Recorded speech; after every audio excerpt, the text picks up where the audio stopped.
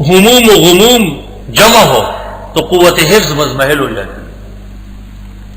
3 چیزوں سے حافظے پر اثر پڑتا ہے: کثرت غم اور ہم، ناقص غذا اور ناقص کلام، فضولیات، افوات. فاسق فاجر کا کبھی بھی حافظہ نہیں ہوتا. انبیاء علیہ السلام کو جو نسیان طاری ہوا ہے وہ تعلیم للامہ، تاکہ اسلامی احکام نسیان کے مرتب ہو جائے. امام شافعی نے اپنے استاد وکی بن الجراح جو ابو حنیفہ کا خاص شاگرد ہے، ان کو شکایت نہیں کی تھی شکوت الی وکیع سوء حفظی کہ میرا حافظہ بہت خراب ہو رہا ہے، فاوصانی الی ترک المعاصی، تو استاد نے کہا کہ گناہ بالکل چھوڑو. لأن العلم نور من الہی، کیونکہ علم تو اللہ تعالیٰ کا نور ہے. ونور اللہ لا یعطی لعاصی، اور یہ نور اللہ تعالیٰ گناہگاروں کو نہیں دیتا.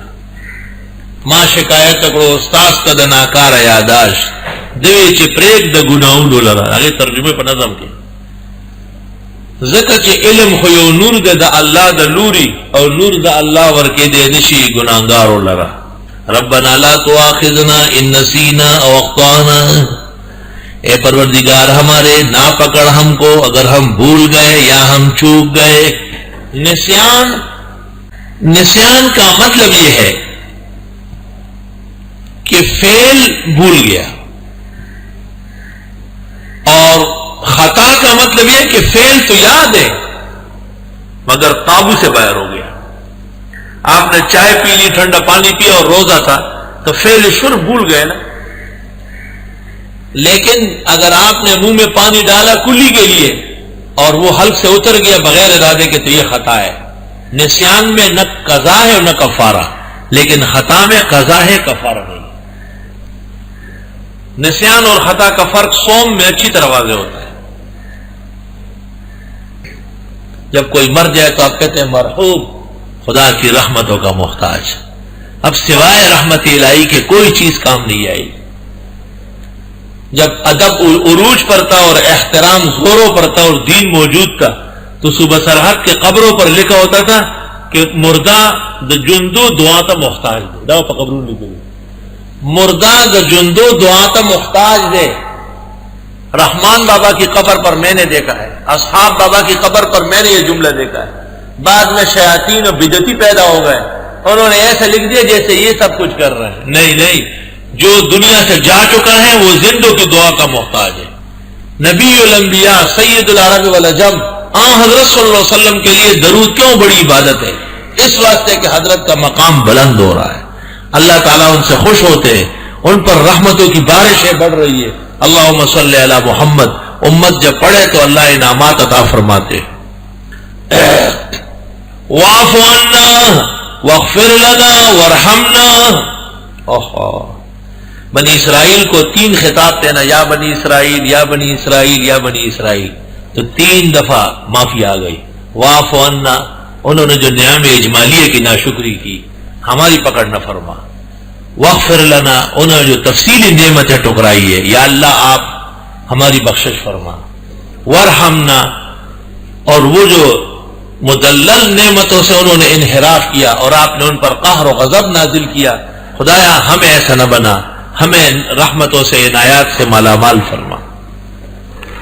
بخاری شریف میں ہے کہ ایک غزا میں ایک شخص حضرت ابو عامر بہت شاندار طریقے سے ہدی کرتے تھے، ترنم کے ساتھ اشعار پڑھتے تھے، اور صحابہ میں حضرت صلی اللہ علیہ وسلم کو بڑی خوشی ہوئی، بہت جوش خروش بڑھ گیا.